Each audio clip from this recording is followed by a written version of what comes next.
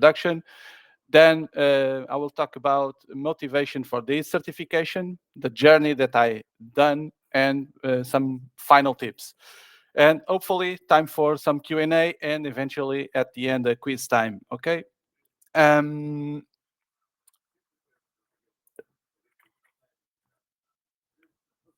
okay. So me, Nuno Rolo, I work as an evangelist slash architect at Entity Data here in Portugal. Okay, I was a former military, around 10 years as a military in Portugal.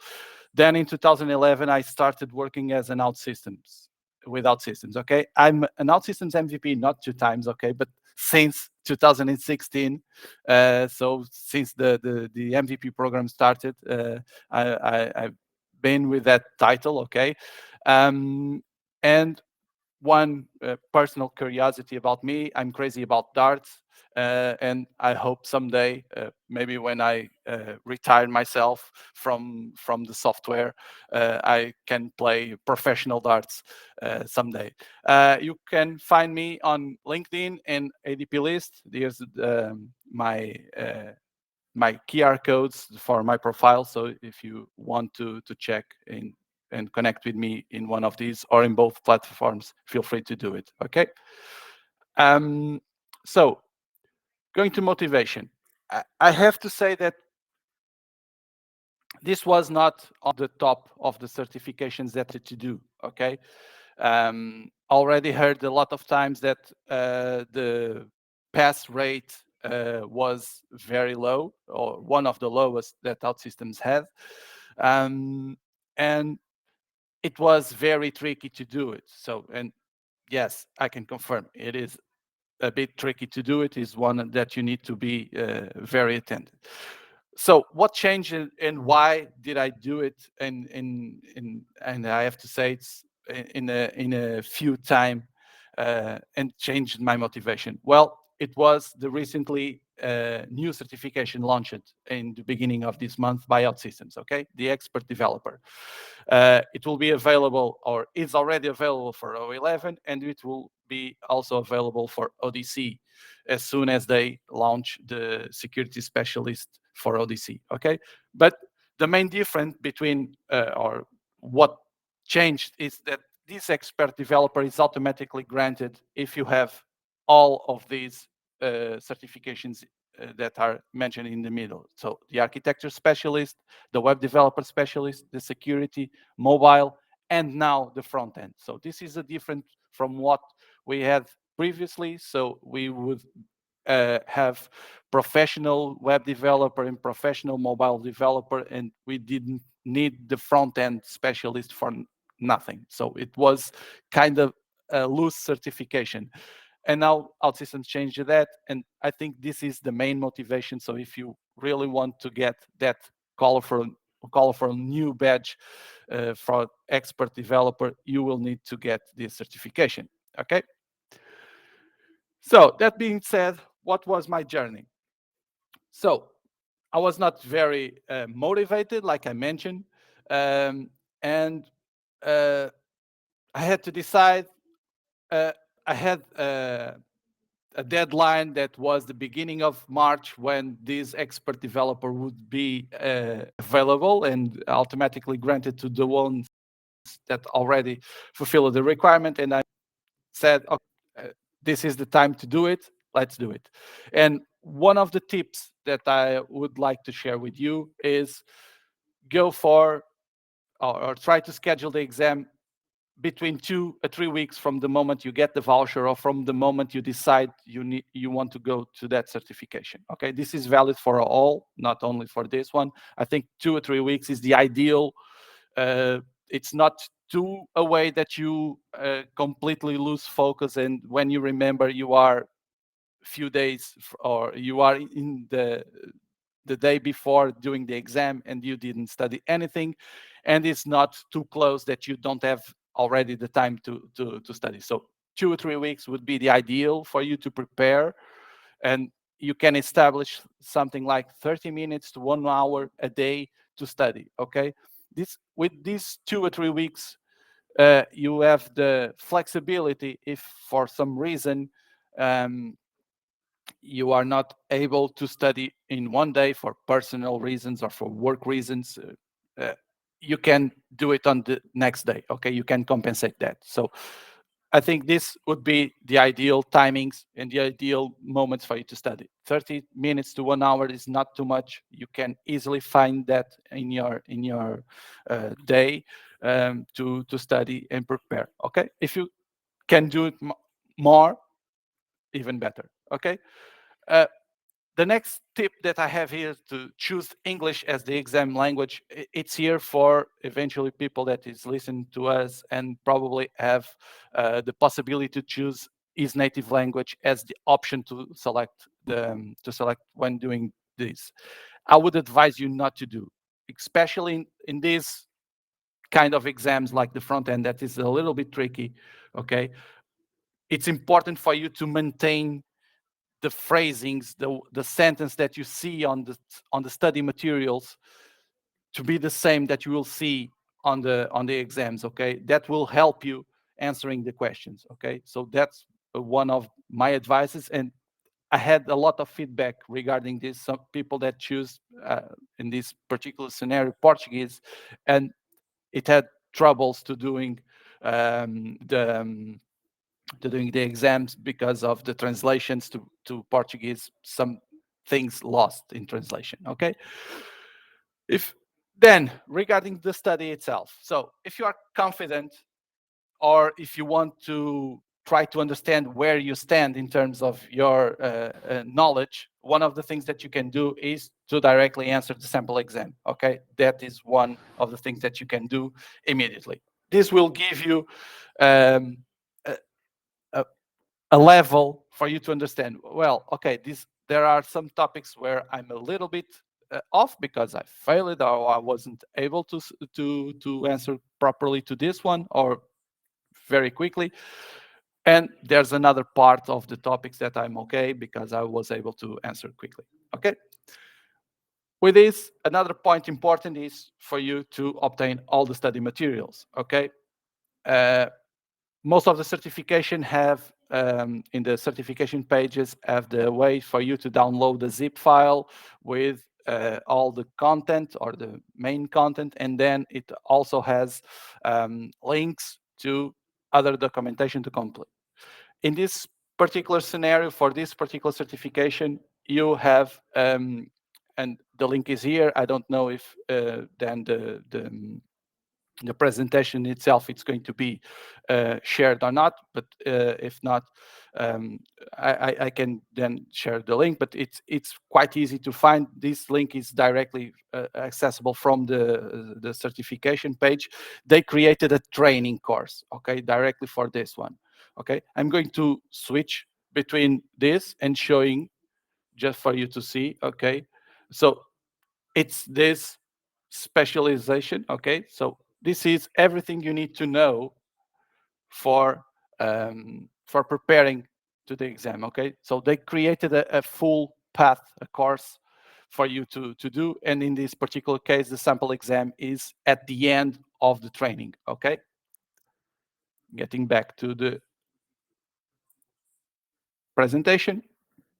Okay, another thing that I found, it's not exactly, it wasn't exactly me that found, but this is a colleague of mine, Elena Lameiro, that provided this LinkedIn post with a presentation that is also have some good examples and some good explanations of some topics that could help you prepare for this. Okay, I'm going again switch a little bit, and just to show you, this is the LinkedIn post made by Fabio Godinho, and you have a presentation here that you can download it. Okay, and it has a lot of it has a lot of things that it's not requirements or it's not needed for the certification, but there's a lot of good explanations also that would help you for obtain this certification. Okay, returning to,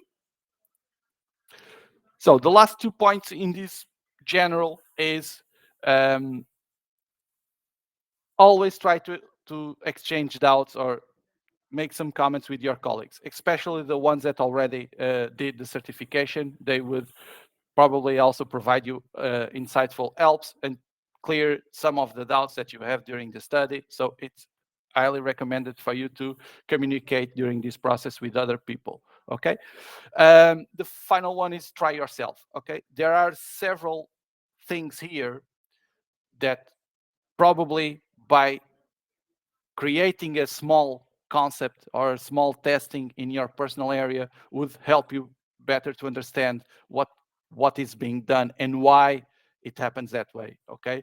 So and I'm saying this by defining different classes with different things in different teams, and then um, you can see exactly the impacts of changing that in the element that uses that class. Okay, those are the typical scenarios that you can test yourself, just to ensure that what you are reading is exactly what is happening and why it's happening. Okay, so the topics. Um, this certification is, I think it's one of the smallest that they have. It only has 25 questions, okay? You will need 70% to pass. This means that you will need to have 18 answers correctly, and the duration is 90 minutes. I have to say that if you are well prepared, 90 minutes is more than enough, okay? You will have a lot of time to do this, okay?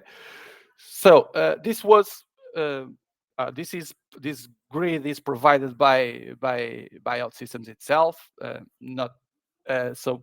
These are the topics: front-end architecture, CSS best practices, CSS classes and variables, using JavaScript code, patterns and widgets, blocks, themes and templates, and style sheets. Okay, this is the main topics. I will drill down on each one right next, okay? And this is the number of questions and also the percentage of score that each topic weights on the exam. As you can see, one that is more questions will be the patterns and widgets, and also the using JavaScript code. They represent half what you need to pass. 9 questions. It's half that you need to pass. Okay, so um, moving to the first topic, front-end architecture. Okay, so most of the questions here, and they are not a lot, there are 2 questions if I'm not mistaken, so are related with the way that you should define the themes and the patterns. Okay, so mainly are things related with this, how they are how you should define the architecture of themes, this hierarchy, so that you can provide something to an app. Okay, in this particular scenario that I'm showing here, you have the OutSystems UI as the base team. Then you have a corporate team that will provide the main uh, the main styles for the entire company. And then you have the store team that is specifically for that application. So some of the questions are a little bit more practical. Don't expect to have these kind of um, diagram presented. What you will have is something like, I have these currently architecture, so I have one app this way that is for end users, and I have an internal app, and I have things like that. So I need to have a new app.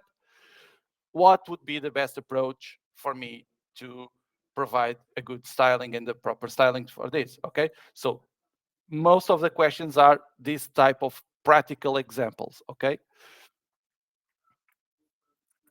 moving to the next one, CSS best practice. So most of the questions here are are made for understand if you know the rules and the practice related with CSS. Okay, they highlight OutSystems highlight in their training the 3 sacred don'ts. Do not use inline styles. Do not use important. Do not uh, give names to the classes that are related with the color names or the sizes. Okay, and uh, this is a little bit CSS practice, but also patterns that avoid put business logic inside um, your patterns and things. But I mentioned this because it's part of the three sacred dawns that OutSystems uh, mentioned. And so, and the image that I have here representing for this one is uh, 4 classes, and one of the questions that could appear is which of these classes or which of these is not uh, applying, or which are applying the proper CSS rules and CSS best practice. Okay, so in here we can see that the first one says margin top 10 pixel, and this is not a good practice. Okay, so the first one is not a good practice uh, to do, and the last one either, because if you can see there's an important stand right in front of the height attribute. Okay, so all the others, a margin large will always be large, even if you somehow override the values, and you in a different team you go and say, okay, now I want the margin top and the margin bottom to be 60 pixels, it will always be a margin large. Okay, that would continue to make sense in terms of the implementation and the usage of this class. That's why we should avoid having something like margin top 10 pixel, because if I want to override the value, the name of the class cease to have uh, sense. It doesn't make sense. So I'm using a margin top 10 pixel, but then it has it's applying a 30 pixel margin. Okay, so that's why we should avoid to apply this kind of naming. Okay. The next topic is regarding the classes and the variables. Okay, so this is still around defining classes and things like that. Okay, but it will also focus on understanding the order of the CSS loading, okay? And some variable changed inside classes and not inside the root, okay? That's something that can also appear, having a class, and inside you have a changed value for a variable instead of just having the attributes using the variable, okay? So that is something, I don't have a specific example here, but that's one of the things that could appear. Another one is the most specific selector, and this is a little bit represented here. So in this particular scenario, we have classes defined like this. We have a dark mode class defined, a light mode class defined, an urgent class, and then we have a dark mode urgent and a dark mode urgent without the space in between. Okay, so this is the differences, and then you have, in this particular scenario, two containers, one inside the other. The outside container as the dark mode, the inside container as the urgent mode. So you need to decide which is the one to apply. Okay, so this is a typical scenario where you need to really understand how the selectors work, um, what is the order in terms of this particular scenario, not the CSS style sheets loading order, because it's everything in the same style sheet. But if you add different style sheets, that would also matter. Okay, so this is most practical questions that, if you don't understand properly what is explained in terms of the study material, try to apply these scenarios. This is where try yourself is going to help you understand the difference between those selectors. Okay, so moving to JavaScript. Okay, and this is, as you saw, a big block with 4 questions, if I'm not mistaken. So most of the questions would be around showing something related with JavaScript, and most of them are related with the moment that the code is running. So something like this, um, and they will provide you this image saying, well, imagine that I have this JavaScript code being executed on the initialize event of the page, okay? And then the questions or the options would be something like, well, it will click on an element and or it will add an event listener to that element so that when you click it would do something. It doesn't work, it throws an exception. So those would be options that could appear. And regarding the way the code is written and the place, the moment that is going to be executed, you need to understand what is going to happen, okay? So this is important because in terms of JavaScript, if you are manipulating the DOM, be aware if the DOM is already ready to be manipulated, okay? So be aware. Here is where you need to join two things. One, understand a little bit of JavaScript, and two, understand events in order to understand if what is uh, written in terms of JavaScript is going to be properly executed or not. So that will depend your answer. The other important um, and probably one of the trickiest, but if you understand well, it would be easier, okay? It becomes easier if you understand what is going to happen. It's the number of files and the execution order, okay? So there will be a question, almost for certain, regarding the number of JavaScript files that are generated and the order of execution of them. So what will be um, as the same that we have for CSS, there's a defined order where these JavaScripts are loaded, okay? Uh, Another type of questions that may appear are usually related with one of these two functions, the set interval and the set timeout, okay? And it can be related with something like, well, I defined this on the onReady of my page, but then I'm going to navigate to other page. Do I need to have any concerns regarding this? Do I need to do something on destroy or not? Is everything okay? So this means that you will need to understand a little bit how the set interval or the set timeout works, okay? Patterns and widgets. So these questions are related essentially to what happens in this case, an image that you have a button with an if, and you have specifically a condition that goes for true. So what happens to with the button? Will it be available on the screen or not? Will it, so is this kind of things? Well, no. Well, some of the questions are around this type of things. Others are related with the best practices for you to create a custom widget. Okay, so that's also important. Yeah. Some doubt question? Anyone? No? Okay.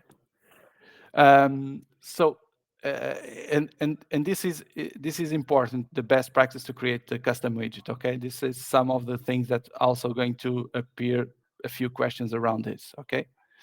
I already mentioned one, do not have business logic inside, okay? That's one of them, but there's in the training material, there's a lot of more.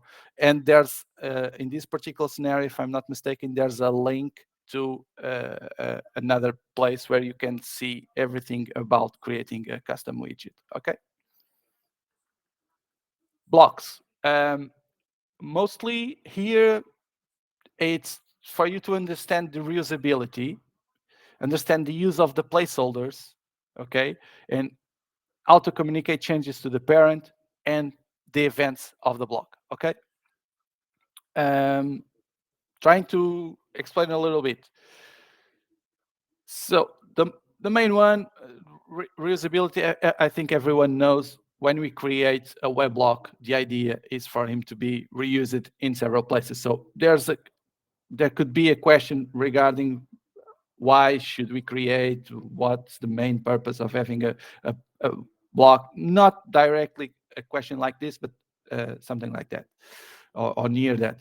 But some of these questions are practical examples, okay? So they can do something like this, presenting you a panel block like this one that has some fixed things like the title, and then it has some placeholders, okay, and there's some icons. And the questions mostly is, I'm using this web block on my page. What can I do? What can I change? Okay. So this is something that will appear, okay, or probably will appear. So the only thing that you can change or typically is insert content inside the placeholders, okay? Everything else, the title in this particular scenario, it's already there, it's already fixed. Uh, those links, those icons, it's fixed things that you cannot change, okay? So what you will have is the placeholders, and in the placeholders, yes, you can add new content in your page, okay? So the questions will be around this type of usage, and to understand if you know the difference of using a placeholder or not in weblogs. Regarding the communication to changes in parent, okay? That was also the type of questions that I saw. And once again, it's practical questions, okay? So they provide you an example with imagine a page that has a block, that uses a block, then you have variables, and you are passing some information to the weblog, and then the weblog has an event, raises an event that needs to be handled by the parent. Okay, so understanding these and understanding uh, how the value is passed and what you need to do, okay, in order for that value to be reflected in the local variable of the screen, for example, okay? It's important for you to understand this, what you need to have inside the weblog so that the information that is collected in the weblog comes to the parent, and what needs to be done in the parent so the information is properly assigned or viewed in the screen, okay? Uh, Finally, the events. Um, I already mentioned events, the page events. There's one particular event that is the on parameters change that is specific for weblogs. Okay, it's also important for you to understand and know these. Some questions may arise regarding this one. Okay. Moving to themes and templates. So here, uh, most of the questions is related how you can create the structure of the team, and how to create a custom template, what are the required rules, which are reserved names, required blocks, things like that, okay? To understand exactly what you need. For example, a template, if you are creating a custom template, you always need to use template underscore as the first prefix of the application. Then you need to have a description and an icon. Okay, so these are required rules that you need to be aware. Okay, style sheets. Regarding style sheets, well, most of the things were already mentioned in terms of CSS, directly practicing things like that. Style sheets itself, in a more isolated manner, we are looking for questions regarding the number of files that are generated, okay, and the order, and in particular, what happens with the theme editor, okay? So there's an option that you have that is the theme editor, and what happens when you use it, when you change those screens that are showing here, that is the way that you can define things in theme editor, what happens to this CSS? Where does it go, okay? So this is important for you to understand where is going to be added this, because most of the questions, or the questions to understand if you know the number of files and the order of the things, may use this, okay? May present you things changed in the theme editor, things changed in the screen CSS, in the block CSS, and you need to understand the order, the priority that they have it, and where will be placed the CSS generated by the theme editor. Okay, it will always be on the top of the theme of the application. Okay, always. And I think that we reached the end of the topics. Okay, so final tips, and these ones are more regarding on the way that you should conduct or try to do in terms of the exam. This is what I usually try to apply myself. So read the question and the options, okay, with the most attention. Be aware of the double negatives. Keywords are also important to understand, such as always, who could, should, okay. Sometimes always means that there's no other way to do that. For example, it can be done. So you need to be very aware of the way that the question is done, and also be aware of the double negatives. But sometimes in the questions they say which is the not correct or is the false.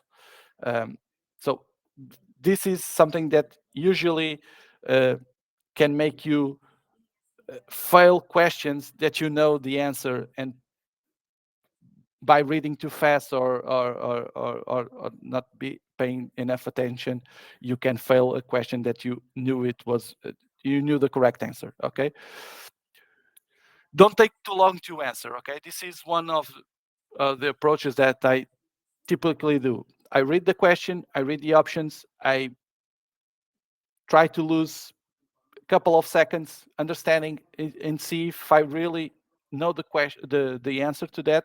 And if I don't immediately know the answer, I'm going to flag that question. Okay, I'm flag that question, and the idea is to spend always the same or the most similar amount of time in each question when doing the first round on the exam. Okay, so if I read the question, I read the answers, I know, I choose the option, I move to the next. If I don't know, I flag the question and I move to the next. Okay?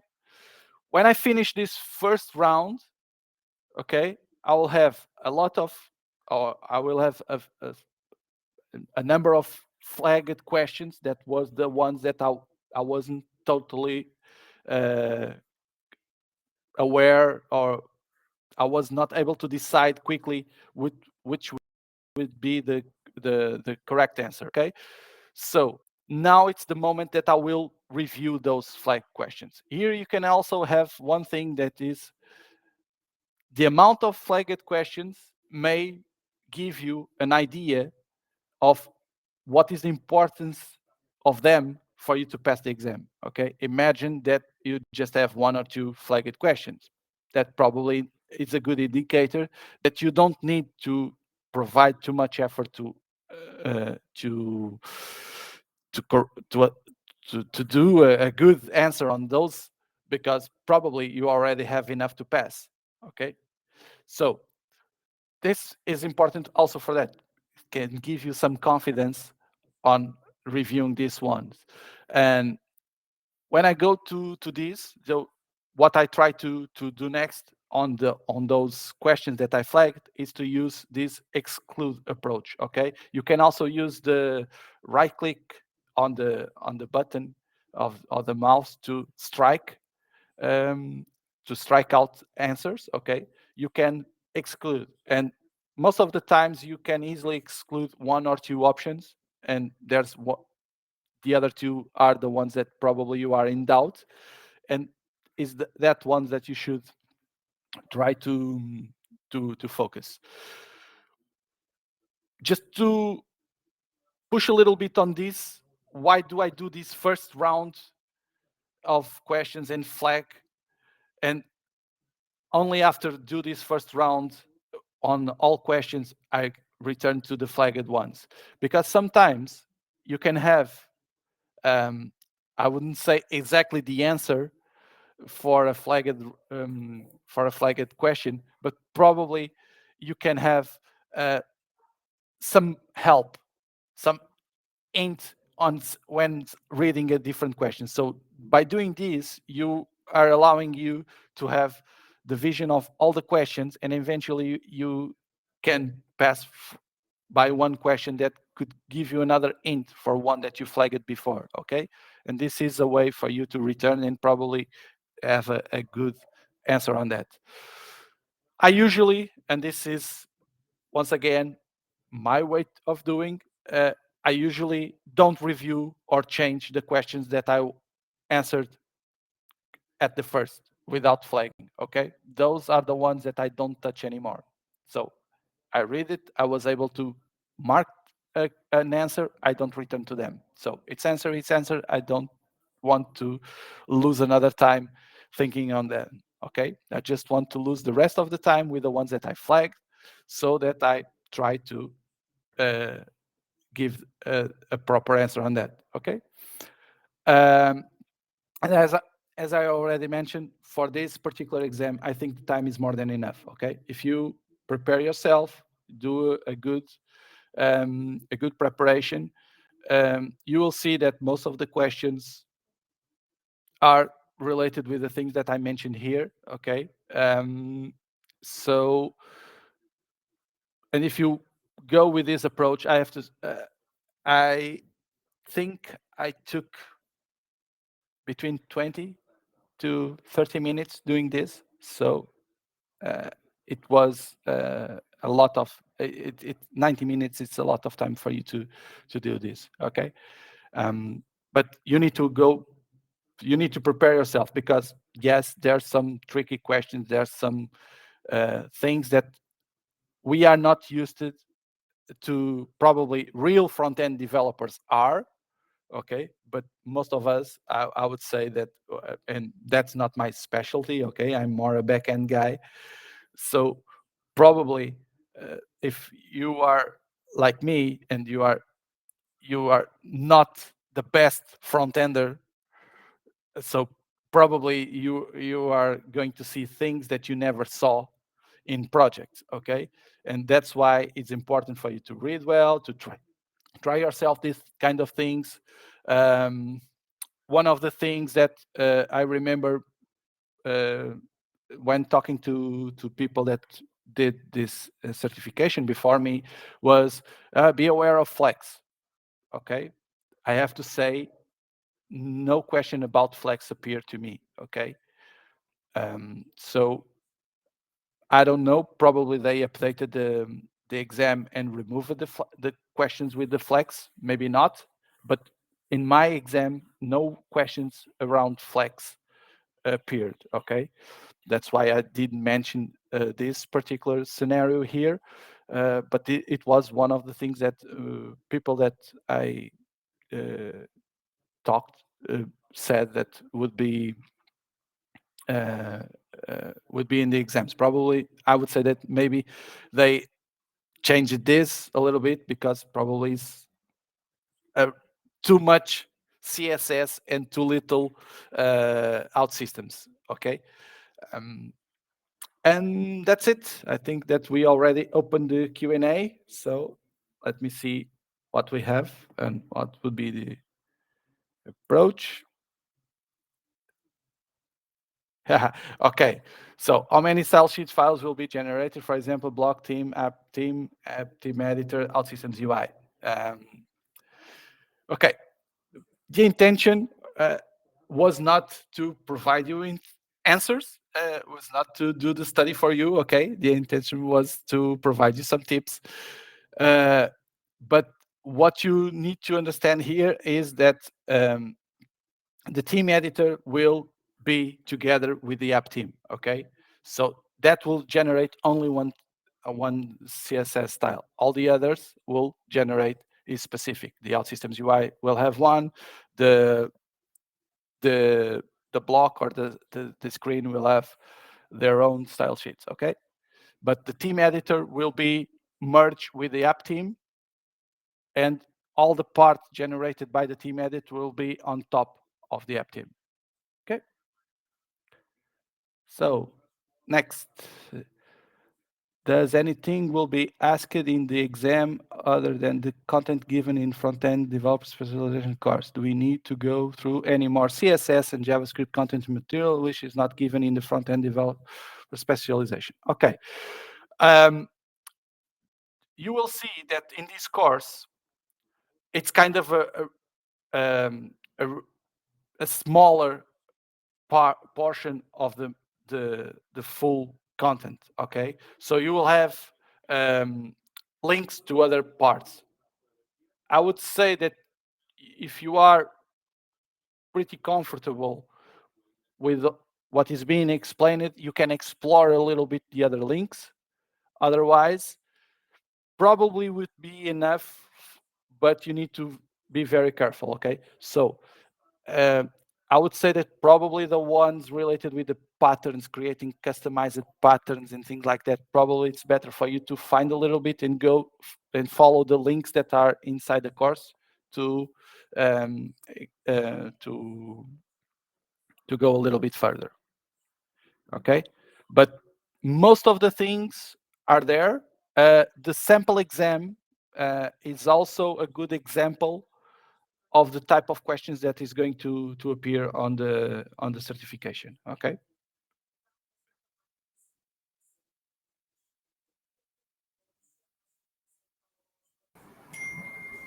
Thank you Yeah. so much, guys, for these questions. So, if you have any more questions, guys, you can put it in the Q&A, or you can even unmute and ask your questions. Hmm. I guess we got Yep. we got one more question. Well, I think we have another one there. Are the OutSystems recommended resources really helpful for our exam? Or the exam questions based only on practical scenarios because there is extra topics didn't related to exam? Now, the topics are the ones that I shared with you. Okay. It's the official ones, the ones that are there. I would say that most of the resources are available in OutSystems. Okay, as I mentioned in the course, you'll have a kind of a compact and oriented um, content for the certification. It's a little bit more direct, so you don't need to. It's not like you are reading a book with hundreds of pages and then the exam just has a couple of questions for 2 or 3 chapters. Okay, it's not like that. So the course itself, it's a content oriented for the exam. Okay, but sometimes it's a little bit light and doesn't go too deep. And what happens is when you have a practical scenario, if you are not used to do that scenario, because most of the questions won't be too direct in terms of uh, what is a placeholder, what can I put things inside a placeholder or not. It's not this kind of direct questions. So it would be an example. They will give you a block. You will have to look to the weblog to understand that the weblog has placeholders or not, and then you have options. Okay, so it's more this type of questions. So you need to be aware with the icons, with the widgets. um, Sometimes they put um, uh, some it's more practical in these terms. So they try to put you in front of a scenario that you could face in a project, and then they ask you what is going to happen. Okay, it's like the scenario of the JavaScript. They will put there JavaScript. So do you need to know JavaScript very well? Probably not. I think that everyone understood the piece of JavaScript that was there, right? So it was getting an element by ID. So it is grabbing an element and is adding an event listener that would do something, and the listener was the click. So probably that's a button that the ID, the element, it was a button or a link probably, and it's adding a listener to that element. And when you click on that element, it will execute the other action that was there, that is the toggle. Okay, And you don't need to know exactly what the toggle is going to do, okay?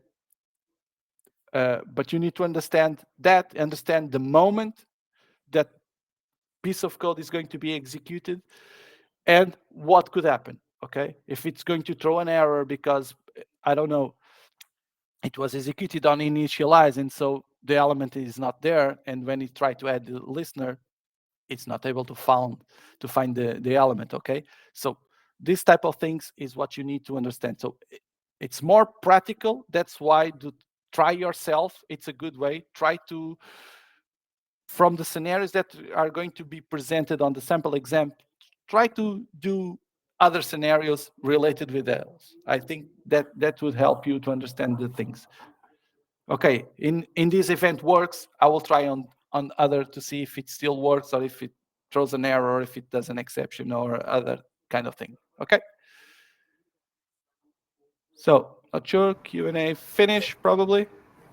Yeah, yeah. We have a shortage of time, guys. Thank you so much for your questions. You can directly reach out to Nuno over LinkedIn, and I will definitely recommend EDP list also. You can connect with him to ask direct questions. Okay, so Nuno has also prepared a quiz kind of thing, right, to get you hands on also. But before that, let's quickly take a photo, right, a photograph, picture, and then we'll go to the quiz. Okay, Okay. so if you guys can come on video for just a minute, that will be awesome. We can take a quick selfie and we'll then move to the quiz part. Do you for me stop sharing? Yes, yes. Thank you so much, guys, for turning on your videos.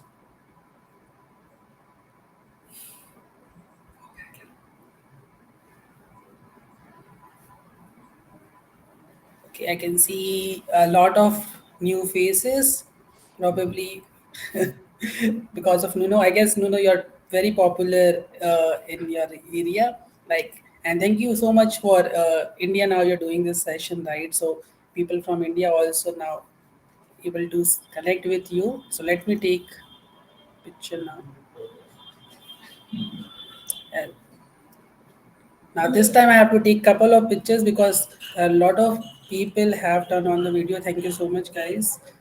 I wish you guys also join our next sessions as well like this. We are planning a lot of sessions. Right. Thank you so much, guys, for turning on your video. Picture is done. We have Neha also with us. Neha is our co-organizer. Okay. Okay. Now we can go with the quiz part.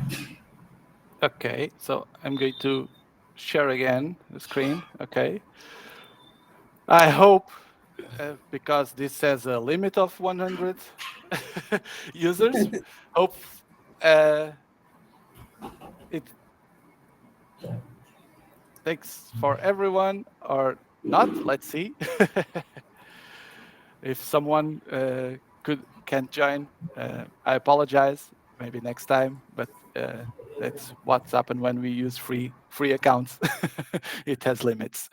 Okay, so I'm going to change a little bit here in terms of screen for me to check this.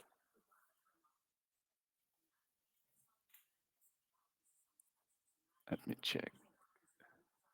Let me see why is this. So when I'm joining, it says you're not participated.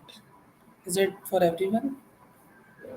Quiz link. Yes, yes, yes, yes. Can you Me Yes, too. for everyone. Let Me me, too. Yes. can you share this QR code again? but just a second. I Sure. was.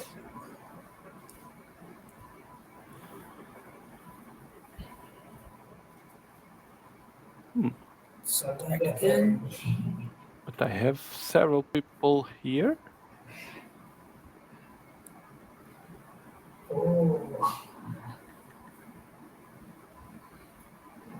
On one hand, it appears a lot of people, like here, probably.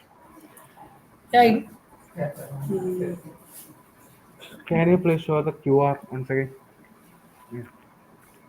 Why here is not appearing people.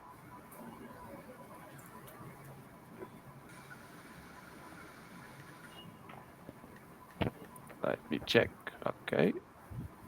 Did appear anything to you guys? Yes, it Yes, started. yes. Started. Okay. Yes.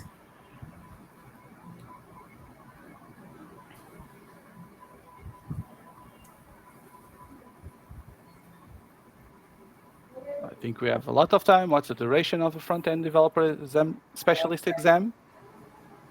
So I think, and these are the results. Let me put this a little bit bigger. Okay.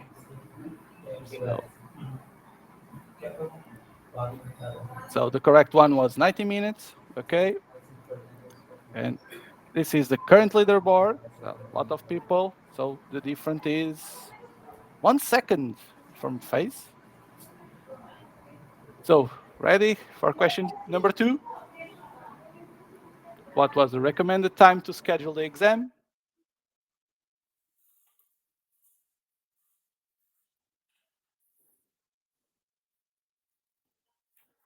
There's a lot of time, but of course, to be fast is also important.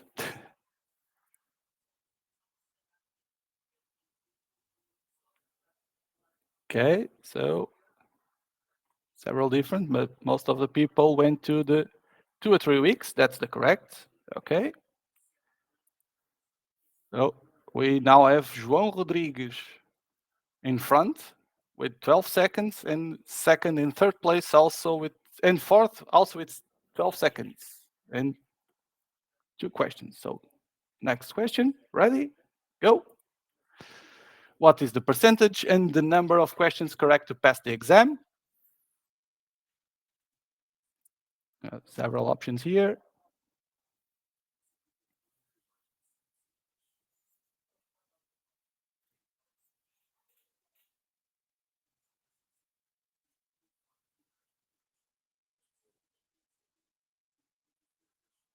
Okay, some difference here, and the correct answer is the 70%, 18 questions. Okay, so now we have Edu on the front with 15 seconds and 3 correct answers, then Oz and Raul. Ready? Question number 4, here it goes. Select the option that shows a topic of the exam.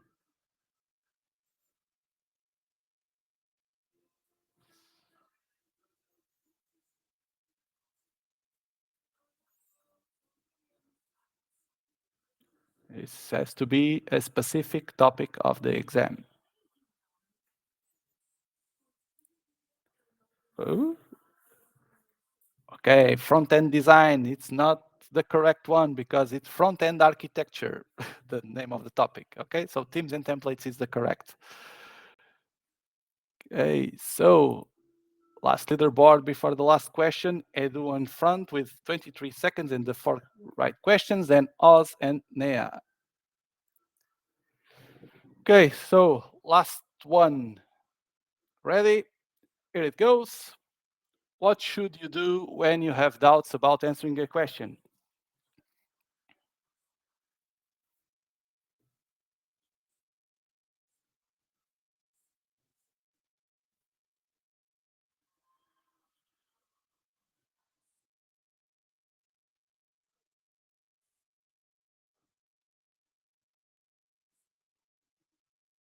Okay, almost everyone went to the flag the question to review, and that's the, and move the next, and that's the correct answer. So final leaderboard, Edu in the first place, then Oz and Nea in third. Congratulations, Edu. You were the fastest.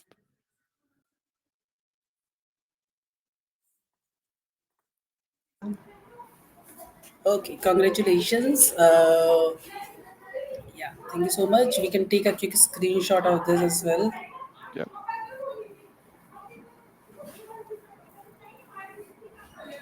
Awesome. Okay. Thank you so much, guys, for joining this session. Okay, hope you got a very good idea about front end certification. right? And how to clear it as well. So, and I believe a lot of people will going to try it as well because now it's necessary. Yeah, exactly. That's the motivation. Yeah. Thank you so much,